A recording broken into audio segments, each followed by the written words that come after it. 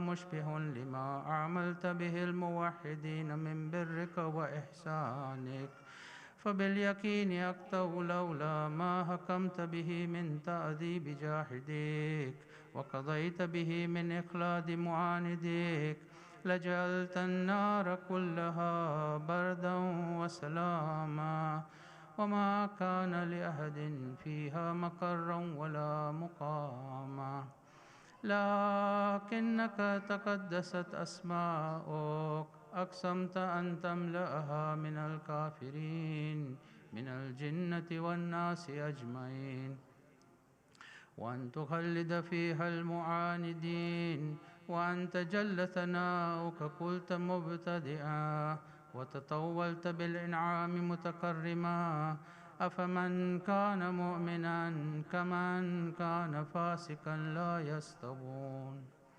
إلهي وسيدي، فأسألك بالقدرة التي قدرتها وبالقضية التي حتمتها وحكمتها وغلبت من عليه أجريتها أن تهب لي في هذه الليلة وفي هذه الساعة كل جرم أجرمته وكل ذنب أذنبته وكل كبيه أسررته وكل جهل أملته كتمته أو أعلنته أخفيته أو أظهرته وكل سيئة أمرت بإثباتها الكرام الكاتبين الذين وكلتهم بحفظ ما يكون مني وجعلتهم شهودا علي مع جواري،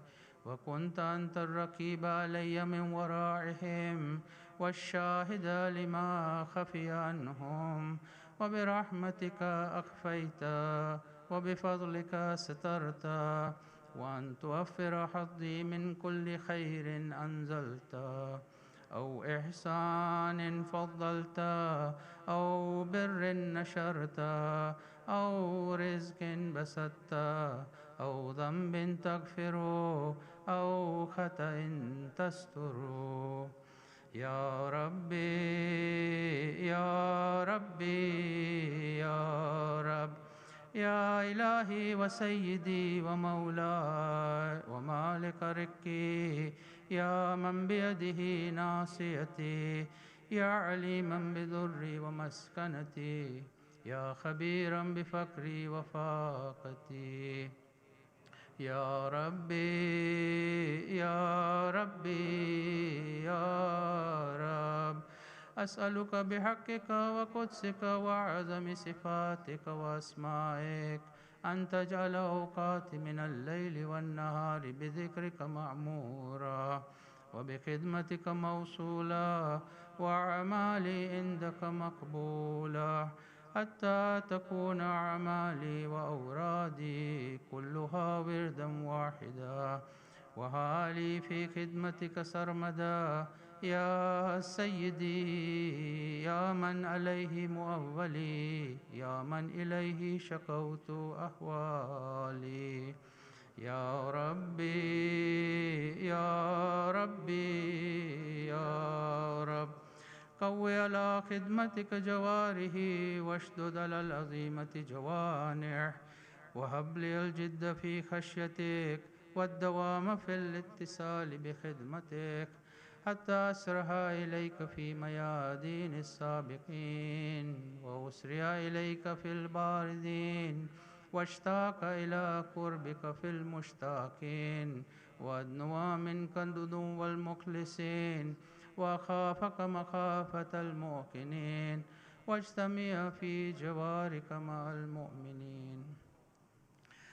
اللهم ومن أرادني بسوء فارد، ومن كادني فكيد، واجعلني من أحسن عبيدك نصيبا عندك وأقربهم منزلة منك وأخصهم زلفة لديك، فإنه لا ينال ذلك إلا بفضلك، وجد لي بجودك، واعطف علي بمجدك، واحفظني برحمتك واجعل لساني بذكرك لهجا وقلبي بحبك متيما ومن علي بحسن إجابتك وأكل أسرتي واغفر زلتي فإنك قضيت على عبادك بعبادتك وأمرتهم بدعائك وضمنت لهم الإجابة فإليك يا ربي نسبت وجهي وإليك يا ربي مددت يدي فبعزتك استجب لي دعائي وبلغني مناي ولا تقطع من فضلك رجائي واكفني شر الجن والإنس من أعدائي يا سريع الرضا يا سريع الرضا اغفر لمن لا يملك إلا الدعاء فإنك فعال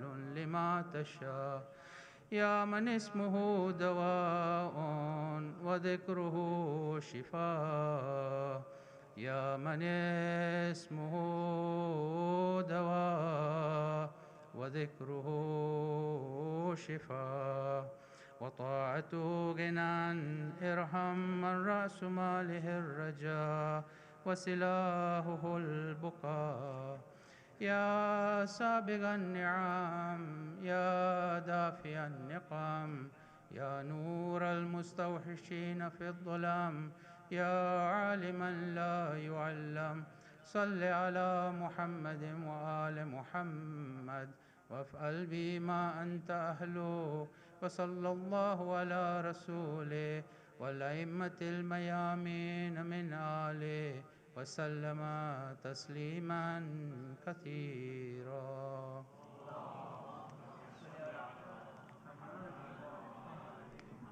الفاتحة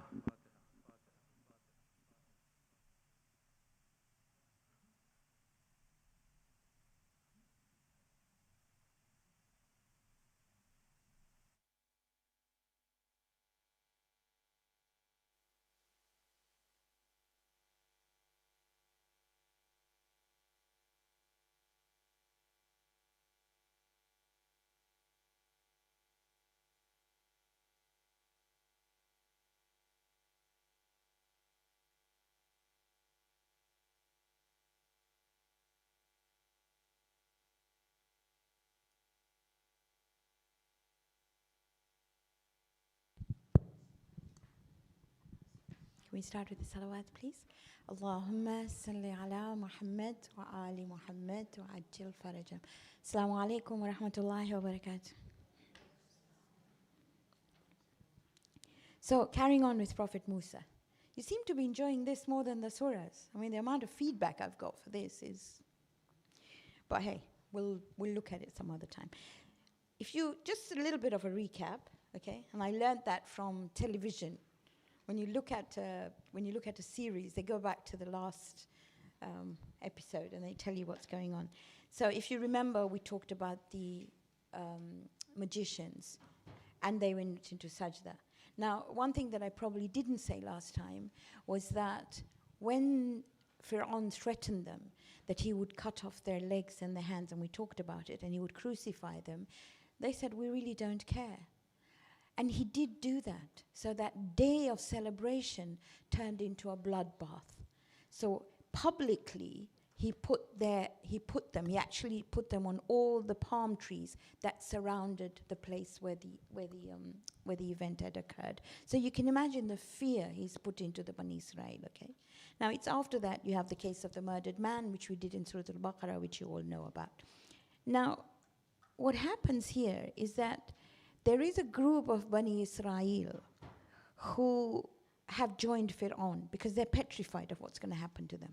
There's a fear in them that this is going to happen to them. So they've joined them as well. And the people of Egypt, after a little while, when they see this community growing, now feel slightly threatened because I told you last time that the Bani Israel settled down and they had this community they built up. So they felt a little bit threatened. So they come up to Firawn and they say, we don't like what we're seeing. We just don't like this. And he's quite happy because he's looking for an excuse to harass them. So if you look at Surah number 7, which is Surah Al-A'raf, we've done it, and this is Ayah 128. The Bani Israel are now a bit scared. But Musa tells them, قَالَ مُوسَى لِقَوْمِهِ إِسْتَعِينُوا بِاللَّهِ. Ask help from Allah. What is your problem? Calm down. وَاصْبِرُوا. Now, sabr very often translated is patience. It's actually self-control. And I mentioned that before. Perseverance, self-patience. Please take it out of your head that it's patience. Because in everybody's head, patience means just sit down and wait and it'll come. It's not going to come. Okay? So it's self-control. And he says, have self-control. Innal arda lillah. This earth belongs to Allah. Yurithuha man yasha'u min ibadihi. He will cause whoever, those who are attached to him to inherit it. Wal aqibatu lil muttaqin. And always know the end is for those who have taqwa or those who are God conscious. But Firawn and Haman is his advisor, now introduce a policy to harass them. Okay, so they're dead bent on doing that. It's not something that divinity likes or anybody likes. So Allah sends them reminders, and reminders are in the form of calamities. So when the first reminder comes, so when there's a drought in Egypt, and normally what happened once a year was that the River Nile would flood, and that flood would help with the surrounding area, and agriculture, it was good for them. When that happened, in a hadith we learn that Firawn goes to the Nile. He actually goes into sajda and he says, Ya Rab, I know you are the Rab. I know I call myself a Rab, but truly I know you are the Rab. Can you cause the Nile to come back again and for water to come? And water does come back again. Now, it's a major lesson for all of us. If Firawn cannot be written off by speaking to Allah, why do we think we're written off? I had a call yesterday from somebody who said, I talked about this before, and this person said that I've committed a major sin and I've asked for forgiveness and I've tried to put things back and I just can't get it out of my head. Well, it's not Allah. Allah is not petty. He does not hold grudges. You ask for forgiveness, He'll forgive you. Does He not say, La taqnatu min rahmatil? La, do not despair in the mercy of Allah. Inna Allaha yaghfiru dhunuba jami'a. He forgives all sins. Inna Allaha ghafurur rahim. Surah number 39, ayah 53. You can look it up later. And that's exactly what Firawn does. He says, I'm really sorry I called myself Rab. I know you're Rab. So the water comes back again. Then you have widespread deaths, you have the floods, you have locusts, you have lice, you have frogs, and the Nile becomes a river of blood. You've got the 7 things there, which you will see in the Quran. And it avoided the Bani Israel community. Yet every time he would call Musa, and Musa would tell him, please, can we take the Bani Israel? And he would say no. Can you release them out of slavery? And he would say, yes. As soon as this is over, I will do that. And it wouldn't work. So he had his signs. So now he plots. And he says, you know what? This is magic. So I think we should kill Prophet Musa. He says he doesn't call him a prophet. He said, I think we should call Musa. So here he is, trying to make his way, trying to get rid of Prophet Musa. But in his court is his cousin and his treasurer, and we talked about it, his Gil, right? So his Gil is his cousin. And his Gil says, how can you kill somebody who's just saying there's one God? So he takes his Gil to task, and he tells his Gil that, who is your Rab? Before he does that, he talks to the people of his own people. And he says, who is your Rab? And they say, you are our Rab. Excuse me, all the rest of it. You know, you're the one who gives us everything. You're the one who makes the Nile overflow, all the rest of it. His Gil tells him when he says, you, who is your Rab? He says, I am the Rab of all these people. He doesn't say Firawn. He said, I'm the Rab of all these people, the one who created them, the one who guided them. Firawn thought in his head that he is praising him as Rab, and he lets him go. Do you understand what I'm saying? And this is the concept of taqiyya that comes in the life of Prophet Musa, right? Okay, so let's look at here. He says, وَقَالَ Musa, he says, إِنِّي أُذْتُ بِرَبِّي وَرَبِّكُمْ مِنْ كُلِّ مُتَقَبِّرٍ لَا يُؤْمِنُ بِيَوْمِ الْحِسَابِ. And when he's called in the court of, by the way, just so you know, Firawn calls him wanting to kill him, and he says, look, I just take refuge with my Rabb, and from your Rabb, obviously, from anything that goes about or is in dealing with arrogance. When he does that, and Firawn raises his sword, again, this is a hadith, his hand freezes, and he cannot go ahead with it. Okay? And you probably see that again when, during the life of Rasulullah sallallahu alaihi wasallam, you remember near the Kaaba. Do you know who raises his hand to kill him? Any idea? We did this surah when we did the last 10 surahs. Abu Lahab, yes? You've forgotten. Okay, we'll go back to it, inshallah. So now he's not feeling too good. So the first person that comes in his way is a person who is known in Arabic as a mashata. Mashata is a hairdresser. Now this hairdresser looks after Firawn's daughters. Now remember, Aasiya could not have any children, so it must be another wife, okay? If you read a hadith, some of them say that this was Hiskil's wife. But it cannot be possible by other mufassirin, because they tell you she can't be Hiskil's wife. Because if he held such a high position, she would not hold a position of being a hairdresser. So it's just logic, right? So there's the mashata. And Firawn's wife, or Firawn's daughters, ask her, who is your Rabb? And she says, my Rabb is the one who created me, the Rabb of Musa and Harun, and guided them. So he kills her and her children. He actually puts them in the fire. Then he comes to Aasiya, and he says, who is your Rabb? And she says, my Rabb is the Rabb of Musa and Firawn. So he loves Aasiya to bits, because this is the woman he's married against all odds, absolutely adores her. So the first thing, you probably read this in a hadith, that he puts her in his dungeon. He first bribes her, doesn't work. Then he puts her in his dungeon, then it doesn't work. Then he threatens to kill her. So he pins her. He's known as a load of pegs. He's known as Dhil Autad, the one who has pegs. Two translations of that. One is that he had the biggest army, and army have tents, and therefore a load of pegs, but also he pegged her to the ground. And then he attached horses to each of her limbs to pull them apart.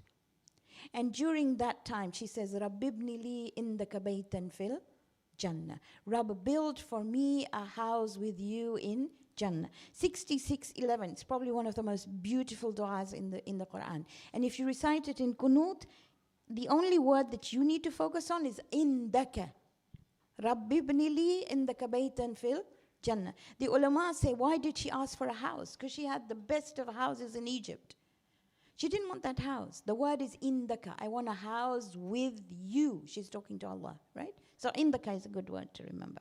Okay, now Firawn. Wakala Firawn, and again, I think on the group you've got the PDF, you've got everything you need. He says, Ya ayyuhal malaw, oh my advisors, ma alimtu lakum min ilahin ghairi, fa'awqid li ya haman ala tini faj'al li sarhan li alli attali ila ilahi Musa. Build me a massive tower, brick by brick, so I get to know who this God of Musa is. Wa inni la adhunnuhu min al-kadhibin, and I want to prove him to be one of the liars. Right? Now, the whole of Egypt is involved in building this tower. The people who are building this tower are getting a lot of money. Not only are the workers the Bani Israel, but you also have what you call the managers who are part of the Egyptians. So they're all involved. You can imagine everybody's involved in this project in building this, just as we were all involved in renovating Stanmore when Stanmore was being renovated, right? We worked around it. Exactly what these people were doing. So, with everybody so engrossed in building a tower, Prophet Musa, as advised by Allah, takes the Bani Israel and says, let's go leave Egypt. Now there was a group that wanted to stay with Firawn because they were petrified, they were scared. And they thought outwardly Firawn would be the winner.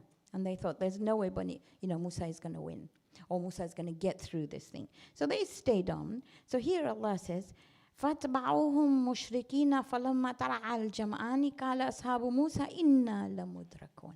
So they leave. And when they leave, Firawn finds out. So you can imagine, if you close your eyes and you imagine, they've left Egypt, they're at the brink of the Red Sea, and they can hear Firawn and his horses behind. And immediately they say, Inna lamudriqun, khalas, we are doomed, we are finished. And they start having doubts about Prophet Musa. And Musa says, Qala, kalla inna ma'aya rabbi sayahdin. What is wrong with you? I know my Rabb will guide me. Now, if you don't take anything back from today's session, take this verse, 26:62. Just flip it, 26 and 62. If you're ever in trouble, if you ever have issues, recite this word. Your Rabb will guide you. قَالَ كَلَّا إِنَّ مَعَيَ رَبِّي سَيَهْدِينَ. Forget about that bit, just this bit. إِنَّ مَعَيَ رَبِّي سَيَهْدِينَ. Please remember it. Any issues at all, because your Rabb will show you the way. So Prophet Musa is now told by Jibreel, but let me go a bit before that. Before that, you have somebody who's called, let me get his name right. So his name is Qabil, and somebody, Kalib ibn Yuhana. Kalib ibn Yuhana is a follower of Prophet Musa who says, are you sure I'll be able to walk on water? And Prophet Musa says, yes, go. And he actually goes with his horse on the water and gets to the other side. Some ahadith say it was Yusha bin Nun, but one of them gets there. And they're telling the Bani Israel, come. And they're saying, no, we don't believe this. So Musa is told by Jibreel, hit the water and say, Ya Allah, Ya Hayyu, Ya Qayyum. Can you remember that as well? Okay, 26:62, and Ya Allah, Ya Hayyu, Ya Qayyum. In your most darkest moments, Ya Allah, Ya Hayyu, Ya Qayyum. Okay, so he hits the sea, and the sea parts to make this road. And the Bani Israel say, we can't go because the road is wet. I'm sure there were Khojas, okay, like me. Okay. So he says, Bihaki Muhammad wa Ali Muhammad, and a wind blows, and it becomes dry. And they say, we can't cross, because if all 12 tribes cross together, we're going to fight. So we want 12 roads. So Musa is told, hit your staff on the sea 11 more times. 12 roads. Oh, that's not it yet. Okay. So they go on their 12 roads, and they say, but we can't see each other. So Musa is now going, Bihaki Muhammad wa Ali Muhammad. And all the partitions become transparent and they can see. This is Bani Israel. I'm absolutely sure they were Khojas. Okay? So here we go. They part the sea, they go inside. Now, the dua that you have, which we've put up on the screen, is Ilahi Kaifa Ad'uka. Please keep this dua with you. As a child, I was about 6 years old when my uncle, my great uncle, my father's eldest brother, he was a pretty important person in Moshi. He'd done quite a lot of stuff for it, all the rest of it. And when Tanganyika became Tanzania, they came and they apprehended him. The army actually came and took him. When they took him, I remember as a 6-year-old, and I'm 66, remember, I remember going up to the terrace with my grandmother, and she made us recite this dua 100 times. She was very calm. She said, let's recite this 100 times. As soon as we finished the 100th time, he was brought back. And he said, I don't know what happened. They were taking me away, and suddenly they brought me back. Okay. It's a dua that takes people out of all troubles. It's a dua taught by Imam Zain al-Abidin. And if you look at it, it says, Ilahi, fakama falakta al-bahra li Musa, alayhi salam. Can you see that? As'aluka an tusalli ala Muhammadin wa alayhi, wa an tunajiyani mimma ana fi. Please recite it. Okay? All right. So what happens? The Bani Israel are passing through the sea. And Firawn is telling them, I was the one who made these roads. And as he gets onto the road, the sea goes over him and he drowns. Now the fifth Imam was asked, tell me a little bit about Firawn. What happened? And he said there was a woman who washed her clothes on the banks of the Nile. Firawn killed all her sons and he humiliated her. And she always used to raise her hands in dua and to say, Ya Allah, you do what is best. And she would say, Ya Allah, Ya Hayyu, Ya Qayyum. And she said, and in her head she thought, my only wish is to see Firawn's body going down the Nile. And she was washing her clothes, and this is a hadith from the fifth Imam, that his body floats down the Nile. Okay? And Imam says it was a dua of one woman who caused this. Okay, so don't ever think that your du'as are, and don't hurt anyone, okay? You'll have issues. Okay, so they read the Red Sea, he goes, and it's at that time he says, and you can see in Surah number 10, ayah 90, he says, I believe, amantu bi Rabbi Musa wa Harun, and I submit. And his body is thrown out, and it becomes an example for people, which you probably have all heard. Now, they get to the other side. So they're in Egypt. They've left Egypt. They're on the other side of the Red Sea. And they're hungry. They only have the clothes on their back. They've got nothing else. So Allah sends down manna and salwa. And I think I've sent you the filled chart. It's all Quranic ayat, and you've got it. I'll try and put it up. I'll try and put another one on the group again for you. But if you look at Surah number 2, ayah 57, have a look, please. Surah Al-Baqarah, ayah 57, have a look. We're going back to exactly where we were. We've done this before, but just want you to know that. So he says, وَظَلَلْنَا عَلَيْكُمُ الْغَمَامَ, we sent you clouds to shelter you. وَأَنزَلْنَا عَلَيْكُمُ الْمَنَّ وَالسَّلْوَى, we send you manna and salwa. Now manna could be mushrooms, it could be beans that could be dried and made into flour, and salwa was quails. So in other words, they had carbs and proteins. Both were sent down to them. And then he was told, recite salawat and hit the rock, and it split and they got water. So salawat has an amazing property within it. Okay, and they were shaded with the sun from clouds. You can put 257 over there. But if you look at 260, not 260, hold on, 261. Look at 261. Look what they say. They say, وَإِذْ قُلْتُمْ يَا مُوسَى لَن نَصْبِرَ عَلَى طَعَامٍ وَاحِدٍ. This is too boring for us. Just manna and salwa. So what did they say? They say, فَادْعُ لَنَا رَبَّكَ يُخْرِجْ لَنَا مِمَّا تُنبِتُ الْأَرْضُ مِنْ بَقْلِهَا. We want herbs, we want كِثَّائِهَا وَفُومِهَا وَعَدَسِهَا وَبَصْلِهَا. We want garlic, lentils, cucumbers, and onions. So Musa tells them, you want prison food. Egypt was prison food. It may have been better, but you are free here. No. They said, this food is too boring for us. Okay? And then they said, we need something to focus on. So they're telling Musa, and this is 7:138, وَجَاوَزْنَا بِبَنِي إِسْرَائِيلَ الْبَحْرَ فَأَتُوا عَلَىٰ قَوْمٍ يَعْكُفُونَ عَلَىٰ أَصْنَامٍ لَهُمْ قَالُوا يَا مُوسَى اجْعَل لَّنَا إِلَٰهًا كَمَا لَهُمْ إِلَٰهٌ قَالَ إِنَّكُمْ قَوْمٌ تَجْهَلُونَ. They said, just make us something we can focus. We know there is one God, but we want something to be able to focus on. And he says, you know what? You're such an ignorant people. What's wrong with you? Okay? Now, they've left Egypt. Prophet Musa had always promised them that I'll give you a book. So you will have some laws from Allah. And this was the Tawraat. So it goes on to Tur. And they say, we want to come with you. Because he said, I can't take all of you. We're going up the mountain. Can't take all of you. So out of 700, came down to 70. And then you have these 70 people who accompany him on the mountain of Tur. Now this starts on the 1st of Dhul Qa'dah. And it's known as Arba'in Kalamiyah. It ends with Eidul Hajj. 30 days of Dhul Qa'dah and 10 days of Dhul Hijjah. Okay, so that's 40 days. So he goes up with these 70 people up to there, and he's left Harun to look after his people. You good with that? And we all read this ayah, don't we? وَوَعَدْنَا مُوسَى إِنَا صَلَاةً. First 10 days of Dhul Hijjah. Yes, you read this. وَوَعَدْنَا مُوسَى 30 لَيْلَةً. There's a reason of reading them. And he extended it for 10 days, so 30 plus 10. Now let's see what happened after 30 days. Here we go. I'm just going to go back here.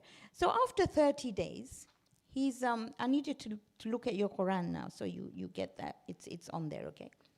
So after 30 days, the Bani Israel are getting really, really restless because Musa is not back. He promised them, I'll be back after 30 days. Allah says, we added another 10 here. You good?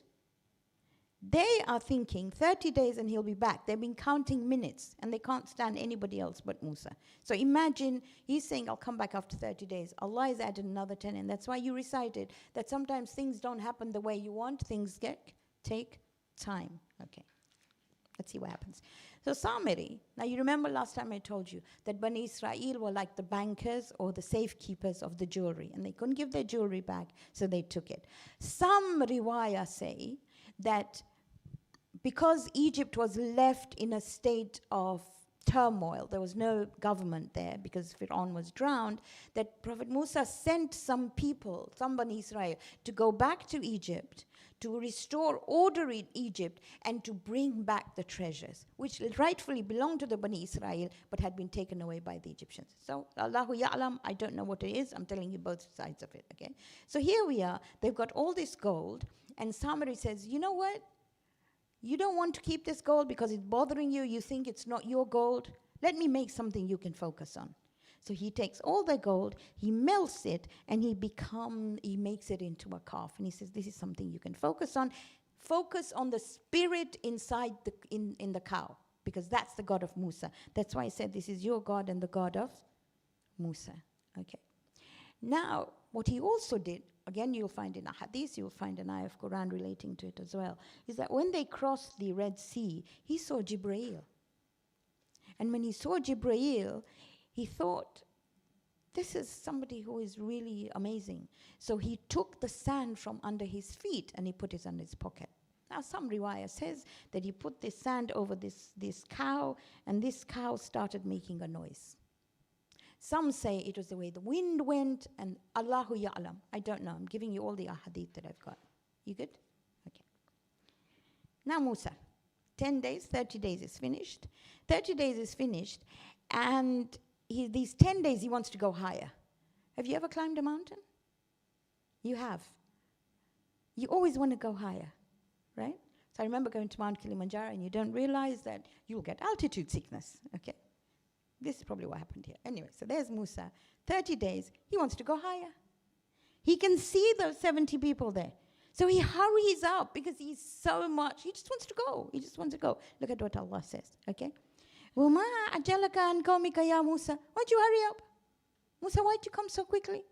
قَالَ هُمْ أُولَٰئِ. They're just down here. عَلَى أَثَارِ. There, you can see their footsteps as well. وَعَجِلَتْ إِلَيْكَ رَبِّي لِتَرْضَى. I thought if I came quickly, you'd be happy. So, if you want to pray namaz early, you can't. You know that, don't you? You have to wait for the time. There were people at the time of the Prophet, the companions. Oh, most of us pray when it's getting qaza. But the time of the people of the Prophet, the companions, used to tell Bilal, hurry up and give adhan. So this is telling you, he's saying, why did you hurry up? You know, you need to come here on time. And then Allah tells him, Musa, do you know what happened downstairs? Down there, there's a lot of matata going on. Samri is having a lot of problems, okay? So these 70 now, so he comes back down where the 70 people are. And he's been given by Jibreel these tablets, which are known as the tablets of Tawraat. You know, it's 10 commandments, but you can read about that later. But they say, وَإِذْ قُلْتُمْ يَا مُوسَى لَن نُؤْمِنَ لَكَ حَتَّى نَرَى اللَّهُ جَهْرَةً. We will not believe in these tablets, and we will not tell our people to believe in these tablets until we absolutely see God. You saw the burning olive tree. We want to see God as well. So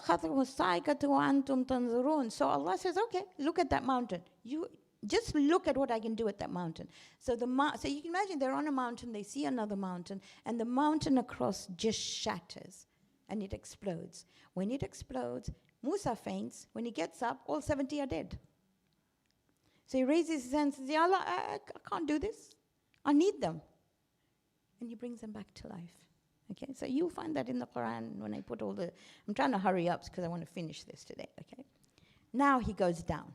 So he goes down with these 70 people. He sees all these people around this cow.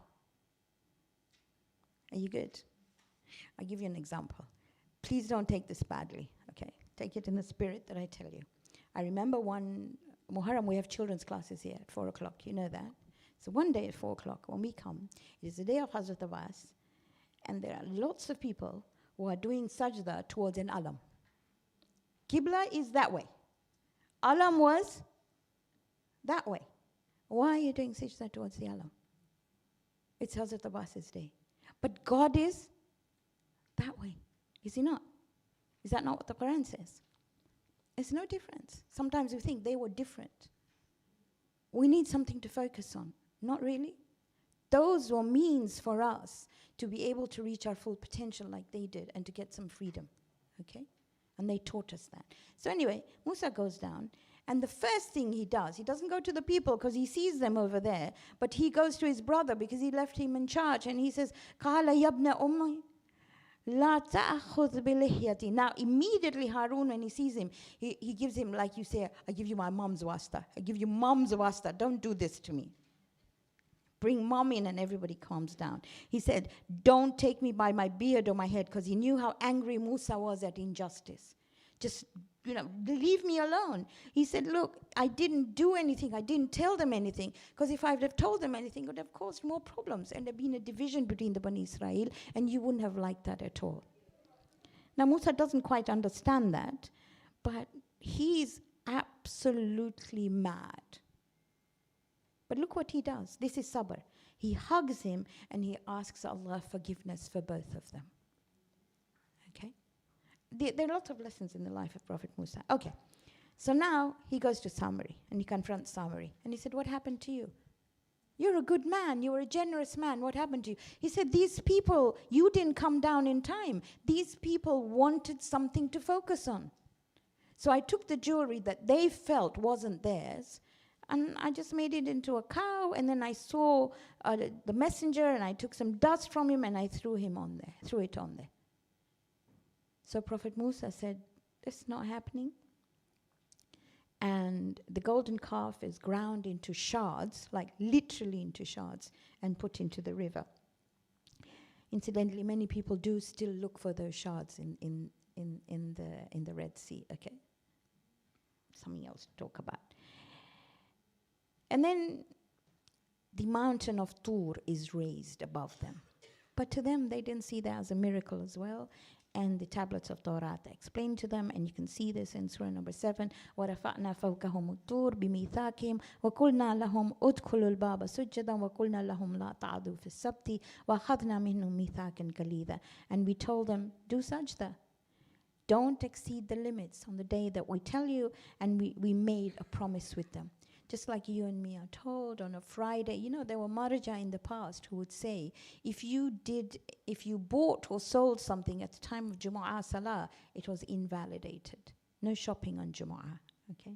So you'd have to at least dedicate your time. And they would say, just as Surah Al-Jumu'ah says, when the Jumu'ah is over, then spend some time learning, right? Anyway, those are different. When we do Jumu'ah, we'll get to it. So now, Prophet Musa and Harun explain the covenants of the Tawraat, and you will find them in the surahs that I've listed here. I don't have time, so I don't want to end up explaining each one, but you can look them up, and when we do those surahs, you will be able to look at them properly, okay? So, قَدْ أَفْلَحَ مَنْ تَزَكَّى, which is surah number 87. Do you know what surah number 87 is? Come on. Really? We'll go back to learning the surahs. Okay, so the one who is successful is the one who gives zakah or purifies himself. Or ذَكَرَ اسْمَ رَبِّهِ فَصَلَّى. Come on, you know that. بَلْ تُؤْثِرُونَ الْحَيَاةَ الدُّنْيَا وَالْآخِرَةُ خَيْرٌ وَأَبْقَى. Okay. It is a surah that you recite when you find that your memory is going. Anytime you feel that I can't focus, I can't think, read that surah. If you find somebody who cannot recite it, maybe they've got, they're getting old and they're forgetting, read it on water and give it to them, okay? But that explains what the tablets were. Now they come outside Jerusalem, the promised land as such, which is what today's conflict is all about. They come outside the promised land, and they are told, وَإِذْ قُلْنَا ادْخُلُوا هَذِهِ الْقَرْيَةَ. Enter this town, okay? فَكُلُوا مِنْهَا حَيْثُ شِئْتُمْ رَغَدًا. And you know what? You will find so much in abundance over there. وَادْخُلُوا الْبَابَ سُجَّدًا. Enter the gate, doing sajda. وَقُولُوا حِتَّةٌ نَغْفِرْ لَكُمْ خَطَايَاكُمْ وَسَنَزِيدُ الْمُحْسِنِينَ. We will forgive all your mistakes. إِنَّ اللَّهَ يَغْفِرُ الذُّنُوبَ جَمِيعًا. We will forgive everything that you did, they're told.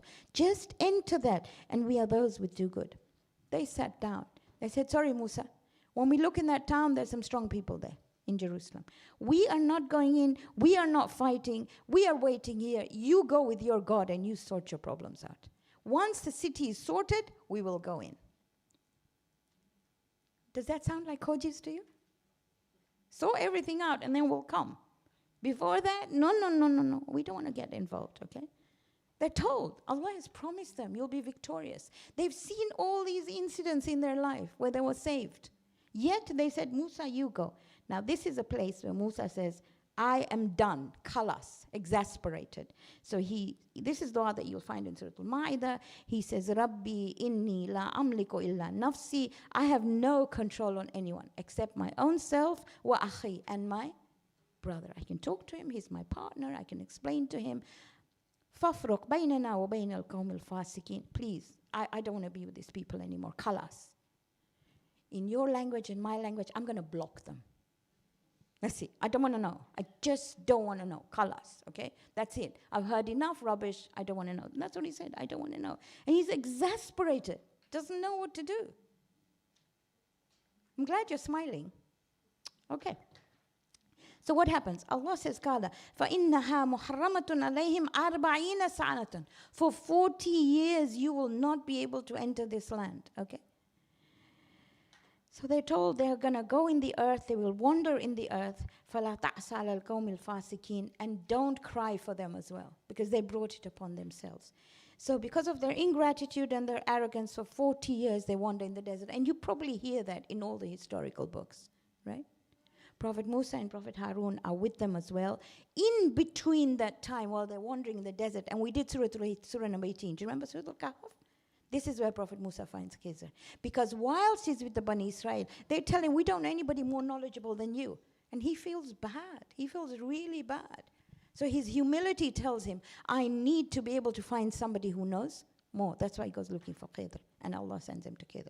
You remember Surah 18, yes? You look at me like you haven't done it with me. Okay, go back to the videos, you'll find it in there. So he meets Prophet Khidr at that time. An entire generation dies wandering in this desert. Prophet Musa and Harun die as well. Prophet Harun dies first. Prophet Musa gives him ghusl kafan and buries him. And then Prophet Musa on his deathbed has this wooden tablet. You know the box in which he was as a baby? He puts in there the tablets of Tawraat, manna, sandals, Prophet Harun's turban, and literally other things in which his mother had placed him in that books. And this is known as the Ark of the Covenant. You probably heard of that. And it was lost for a little while, okay? And this was entrusted to Yusha bin Nun. Look at how long he lasted, 240 years.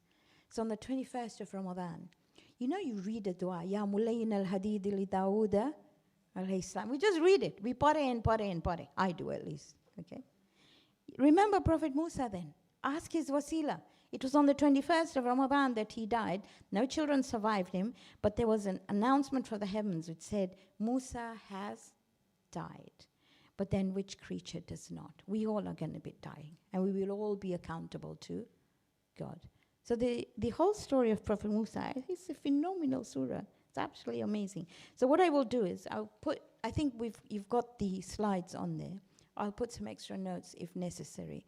And next week, inshallah, God, my time's up. Next week, inshallah, we will do Surah Al-Anbiya. I think you've got the stickers today. If you haven't, please pick them up, and we'll start doing Surah Al-Anbiya. It would be good if before next week you could actually stick the stickers onto your Qur'ans. That way you'll be reading them as well. But maybe something that you need to focus on is in Anbiya you will find La ilaha illa ant subhanaka inni kuntu minadh dhalimin. You'll find a lot of du'as from the prophets there, but right at the end you will find that the prophet is known as Rahmatul lil Alamin. So the three things that you can remember for tomorrow till next week is that there are three qualities in the human being. TTC, truthfulness, trustworthiness, and compassion. And it's not either or. And the greatest of those qualities that is mentioned in the Quran is compassion. And if you look at Prophet Musa, throughout his life, even with his anger problems, the thing that goes through the whole thing was compassion. Okay, all right, can we end with the Surah Al-Fatiha? Bismillahir Rahmanir Rahim. Alhamdulillahi Rabbil Alameen. Ar-Rahmanir Rahim. Maliki Yawmiddin. Iyyaka na'budu wa iyyaka nasta'in. Ihdina as-sirata al-mustaqim. Sirata alladhina an'amta alayhim. Ghayril maghdubi alayhim waladdallin. Sadaqallahu al-azim. Fine. So Surah Al-Anbiya next week, inshallah. If you read it in advance, it'll be really good. Okay, Jazakumullah.